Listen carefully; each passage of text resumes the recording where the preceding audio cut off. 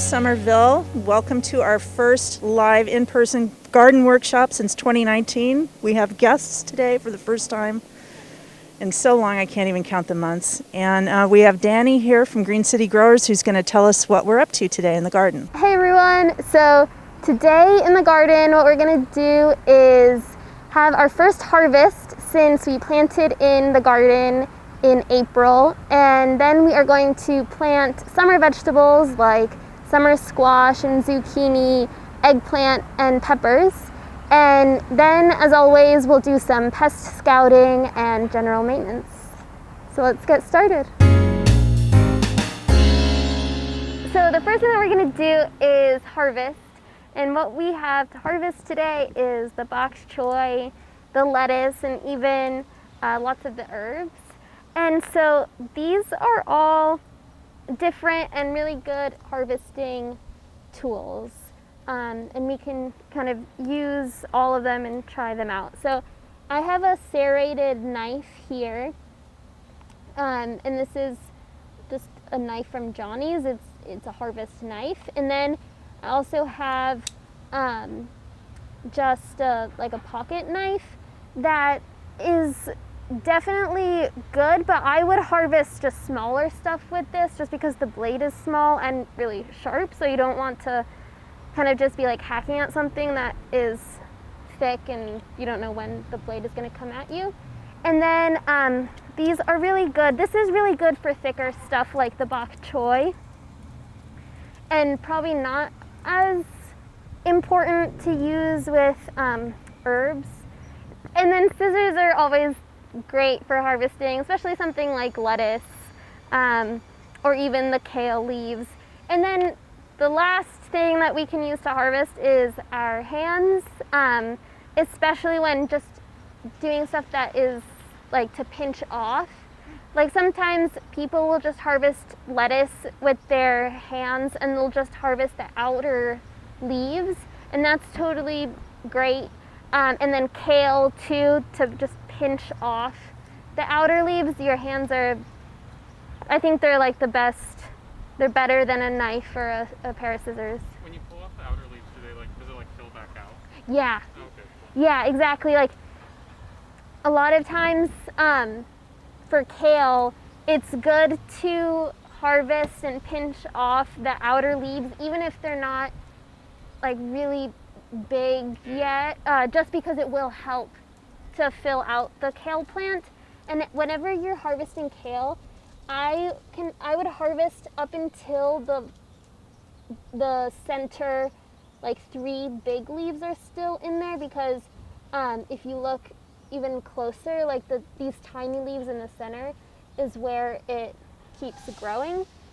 So all of this kale is good to harvest, but I would leave the center 3 big leaves so that I can keep Like growing out, exactly. Yeah. So who would like what tool to harvest? Does anyone have a preference? No. Okay, cool. I'll just give you scissors then. Would you like to use this one? And then we can trade. Honestly, I kind of think we shouldn't use this for the bok choy, because I don't want anyone to get like cut. Yeah.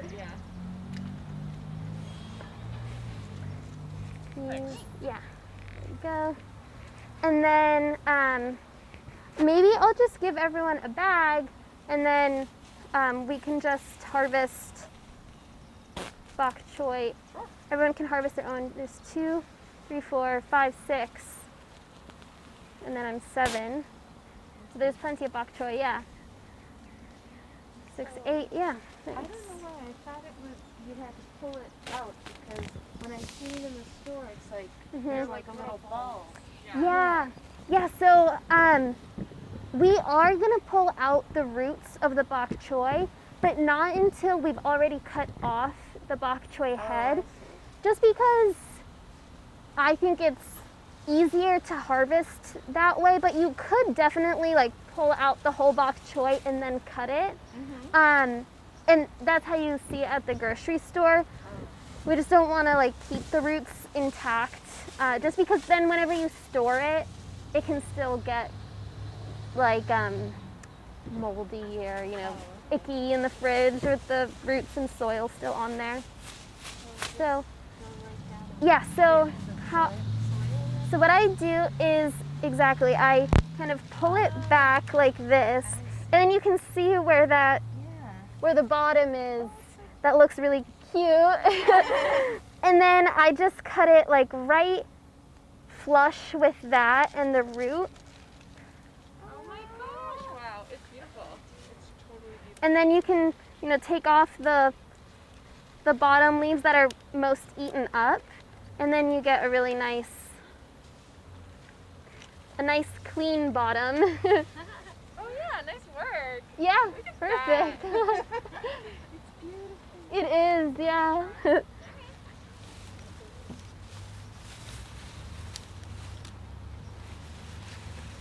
Nice. Yes. Because you look surprised. Well, this is like another Yeah. little slug. So It's a the cute leaves little were slug. discarding. Is it like a pest or is it just a friendly bug? It's a pest. It's a cute pest. Look. It's really cute though. It is Yeah. pretty cute. So should I put it over here then, not back in the garden? Yeah. Okay. I mean, ideally, I would tell you to squish it, but you can Oh, just. I can squish it then. Okay. When I had a garden in the community garden, we would sometimes put a little bit of beer out to Yeah. drown them. Yeah, I've And heard like of a that. tuna can. That's so cool. So then these little guys come off. Yeah, that can come off. What do we do with them? I have this bag here for compost. Just, We'll go into the compost. Go ahead, Jack. Sorry. These look pretty good. Is absolutely delicious. Yeah, it's really delicious. I think it's the most like photogenic vegetable. I really do. I love bok choy. Pretty. It's It's kind beautiful of like on the plate. Yeah. This one's okay, even though it's kind of starting to. Yes. Yeah.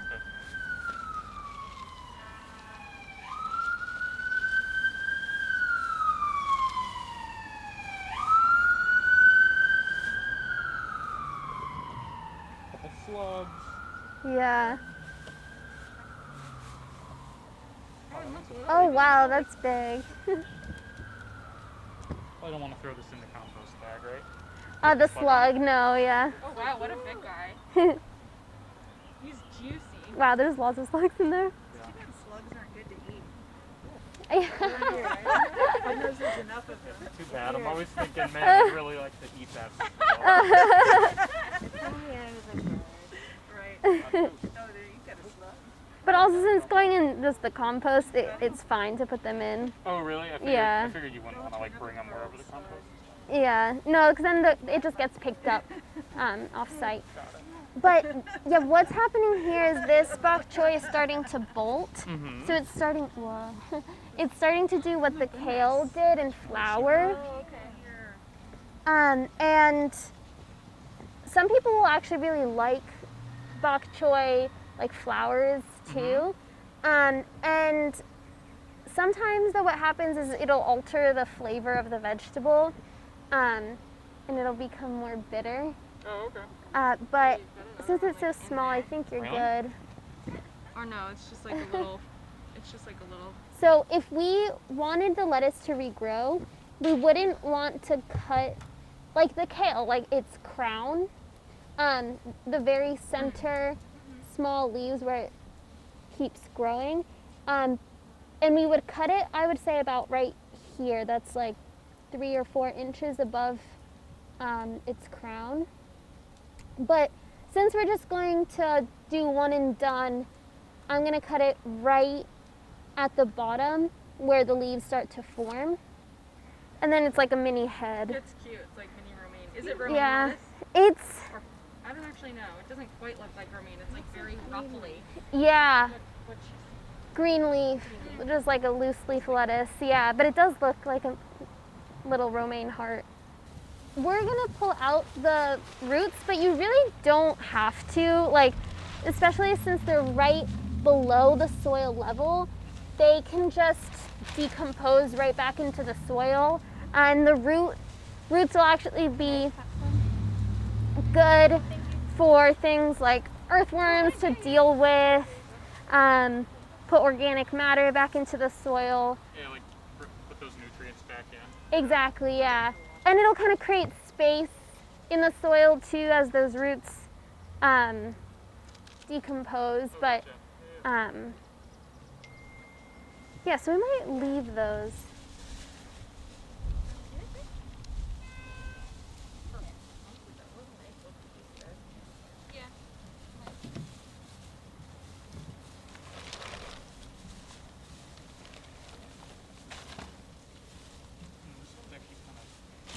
It's like thick. Oh yeah, it almost looks like two. Mm-hmm. So is it like roughly at this height I want to cut it? Yeah. These, okay. Yep. Perfect.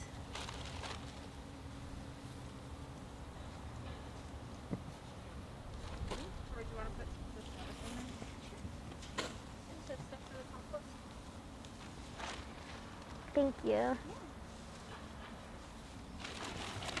Nice. And yeah, and the red lettuce too. I don't know if I've ever seen lettuce make this kind of like milky stuff. Oh, yeah. So, yeah, lettuce always will make this stuff whenever you cut it. Yeah. It's just We don't know because we shop at the grocery store. Okay. I want to say it's a calcium, but I don't think it is. But Okay. it's a specific nutrient or mineral or yeah. Yeah, and like alliums will do this a lot too. But yeah, it's pretty cool. Let's put this in here for you guys. See it? And then whenever you pull out the roots, I would just try to then like kind of break off as much soil as you can from the roots to leave it in the bed. So we're not losing a bunch of soil from the bed. And you can just kind of like shake it or just do that. That's Yeah, okay. yeah, that's totally. You can leave the roots in there too. Okay, and they'll just kind of. Yeah, I'll just do the opposite just to show you. So you can Oh, I leave. see. It just came out with a big like earth mound. Yeah, and then I just will like hit it. Leave the roots in there, but also just doing like you did, spinning and leaving the roots in there is great too. And now what we can do is we can start planting. So what we've got, I always bring like more than we probably are going to plant just in case, to have options too. I brought more lettuce, more of this like loose leaf. I got green and red. And then there's zucchini and summer squash. And then this is eggplant. Looks so cute and small right now. And then 2 different types of sweet peppers. This is actually, it's called Islander, and they'll be purple. And then this is a yellow bell pepper. They're indistinguishable right now, but I just remember that the yellow one had the rip. They really are indistinguishable. And then this is celery, Oh wow. which I think does is look like cool. celery. Yeah. So yeah, I think definitely we should do a couple eggplant, some peppers, and some squash. Yeah, and I don't know if you guys have learned or if you practice like companion planting at all, but you know, sometimes certain plants will do better together, and then there are certain plants that will really do poorly together. But tomatoes and eggplants are both nightshades, and they will do well together. And they also tend to do really well with sweet peppers. And then summer squash and zucchini, they're the same thing. So they do a good job planted close together. So, and also another thing that is good is, we plant the tallest things in the back, and usually the tallest things will be the things that are north facing. And so if the tomatoes are going to grow the tallest, then the eggplant will be next, and then the sweet peppers. And the zucchini and squash will take up a lot of space, but they won't necessarily be super tall. So I was thinking that we could do the eggplant in here, and they like to have space. It's good to do them like about at least a foot apart or 18 inches. So we can, and I also just like to lay it out before we plant. So if we have the eggplant there, then in the next row we could do the peppers, and maybe we could do a total of like 3 peppers, and then do some zucchini, and we'll cut this back a little and have a summer squash in there. And then even we can squeeze in some celery. Perfect. Yeah, so we'll make everything have some space. And so I'll just do like a demonstration of planting one, and then we can get going planting. What I have here is water and fish emulsion and this liquid fertilizer called Terravita. And that's nice and mixed, blended together. And what I will do before I plant something is dunk it in, and that's just so it's like saturated with nutrients, because transplanting vegetables or anything into an environment, like, it's stressful for the plant. So this will just make it a little less stressful because it's got a boost of nutrients. And I just dunk the plug in there, but it's totally fine if the leaves get it. And then what I'll do is I will, oh, here's a slug. I will dig a hole with my trowel that's as deep as this is tall, even a little bit deeper. And then I'll just plop the plant in there and cover it nicely, gently, kind of firmly, and make a nice little kind of bowl around it too. That way it's got some space. And that is our summer squash in there. And so really we can do that with all of the vegetables. And something that you can do is you can just like dunk in the whole thing. Oh, wow. And leave it in there for a few seconds. So I'll get trowels for everyone. Okay, thank you. Yeah. New trowel. Yeah. Trowels that did not get used Cool, thanks. Thanks. due to the pandemic. It's got like the little Happy to christen them. Right? Did you say? I was just saying happy to christen them. I think I'm gonna go back here and do, I guess maybe like an eggplant. So we're planting just like one of these little things. Yes, yeah. And everything we're doing today, except for the celery, should be about a foot apart. The celery can be like 8 inches. Yeah.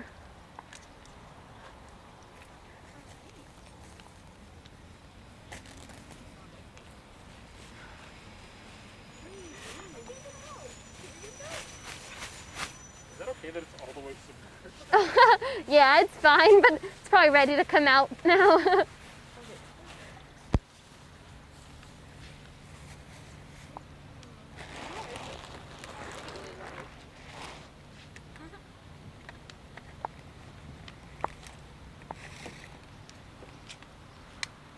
have any tricks for getting these babies Oh, out? yes.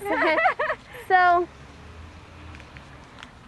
I guess squeezing them, but also sometimes I'll just kind of like tip them Okay. over and shake them out. Okay. I'll take that one. Yeah. And I'll go dunk it. How many of the celery? No, it's kind of disintegrating. There Okay. you go. Thank you. Yep. I wasn't as comfortable doing that, I guess. No, it's okay. Maybe. So we're gonna do it right here. I think we probably have enough space for like 4. Oh, great. Yeah, That's nice. be great. I'm gonna sneak back around. Yep.